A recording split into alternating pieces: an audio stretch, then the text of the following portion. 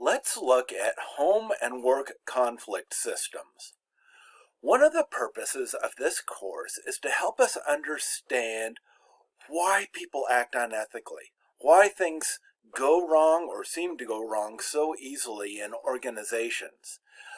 Now we're going to start looking at how people have conflicts. Conflicts are an awful lot of source of pain and unethical behavior in organizations, and if we understand some of the dynamics associated with conflict, we can understand better why things happen and what we can do to make situations right, and what we can do to avoid hurting other people, to avoid acting unethically. Now, as we go through life, we find ourselves in different systems that have various approaches to conflict. I'm speaking specifically of interpersonal conflict. Now, by system, what I mean is groups that have lots of parts, like families, organizations, and all these parts affect all the other parts. If one person does something, that has an effect on several other people. If one decision is made, that has effect on people that aren't directly associated, but eventually have some type of effect on these people because all the parts are interconnected. That's what I mean by a system.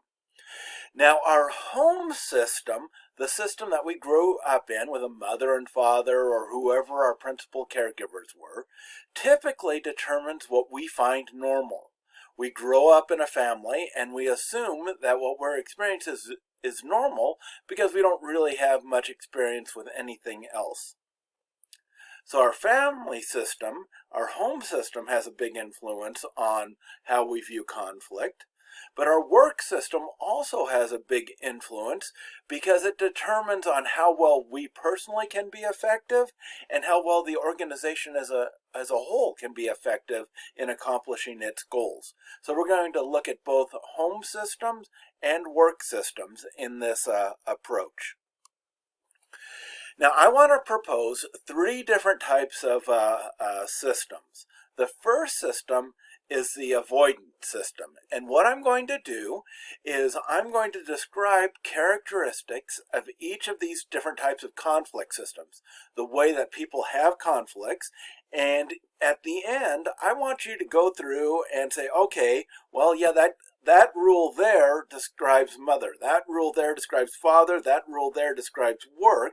And see if you start seeing any patterns. So we'll come back to that. But first of all, I want to describe the different type of system. So the first system is the avoidant system, where people avoid having conflict or avoid demonstrating conflict. And so some of the rules, the unspoken rules that define our family culture or our work culture, are things like, oh, conflict doesn't exist, and if it does, don't recognize it, just ignore it. Another type of rule would be, if there is a conflict, figure out what to do on it on your own. We're not going to talk about it. We're going to avoid it. Don't tell anyone else if there is a struggle, because we avoid talking about these things. If things start to brew, walk away from it. Don't deal with it. Snide comments are fine. So if there is a conflict and you want to say something about it, just say something very snidely so that people can't react to it and we can't actually deal with the content of the conflict. Sulking and the silent treatment are good strategies. Just being there and not saying anything is a way that you deal with conflict. If someone has an inconvenient concern, don't respond to it. So if somebody mentions something that's not easy to deal with, everybody should just ignore it. Don't have strong feelings. Just sit there passively. Don't express anything that you think is really important. So those type of rules are characteristic of avoidant system. And some of you will say, oh yeah, that was my dad, or that was my mom, or that is how we deal with things at work. And sometimes it's just partially. Some of these rules are really true, but others aren't. So that's the avoidant system. Now, at the other extreme are the collaborative system, where all the problems are brought together and people work on them in a constructive way. So, for example, some of the rules in a collaborative system would be Oh, we need to have meetings or use mealtime to discuss important issues, to solve problems. We use good listening skills when someone has a concern. We really seek to find out and understand what they're concerned about in a non-judgmental way. We deal with people directly. If there's an issue, we talk to the person. We talk about what the issue is. We don't just hint at it. We say openly and respectfully what we are feeling.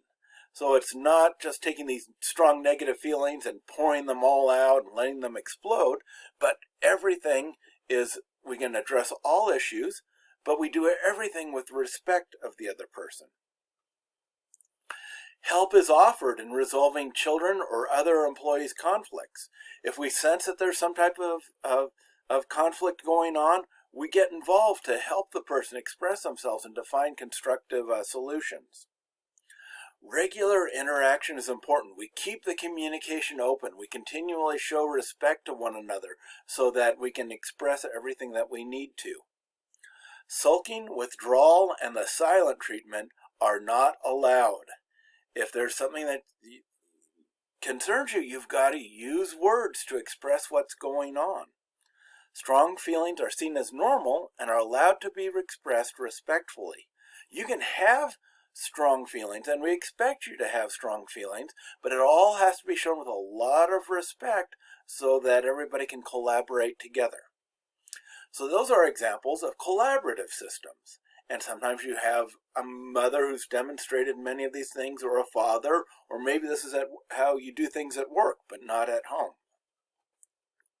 So that's the second type. So we've got the avoidant systems, where nobody talks about their own. It's a collaborative system where you're allowed to talk to them, but you have to show mutual respect in everything.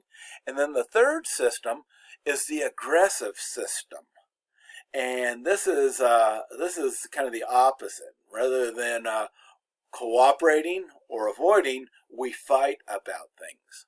And in the aggressive system, one of the typical rules is survival of the fittest describes the general climate. Whoever's the most powerful and the strongest gets their way. Another characteristic would be brutally honest regardless of the impact. Skip respect, skip being polite, just say what you want, and if somebody gets hurt, too bad, that takes them out of the picture.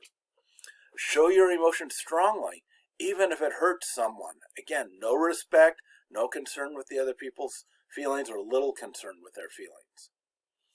Another rule would be establish your position early and don't budge. Don't try to cooperate, try to use your power to get what you want.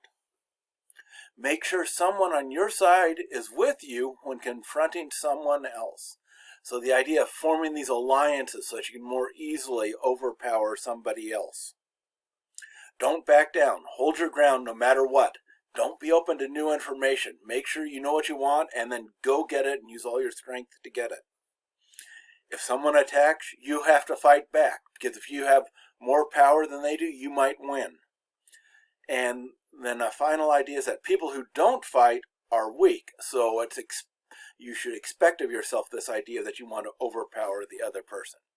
So these are aggressive systems in contrast to avoidant systems or cooperative system. And that might be demonstrated in your family, or that might be demonstrated in your work, or both, or neither. So I want you to reflect on these things, and I want you to go through this list and note which rules were promoted and modeled by two of your principal caregivers, typically your mother and father, but it could be other adults, because this is probably what you see as normal. And then figure out which of the system best describes your family of origin, and you should be aware that, oh, this is what you probably come across as to other people, because that's what you've been brought up as being normal. And then which rules are promoted or modeled in your workplace? What is encouraged? What can you do? Now, in the videos that follow, we're going to be seeing how the collaborative system is the most constructive and healthy, both on an organizational level and on an individual and personal level.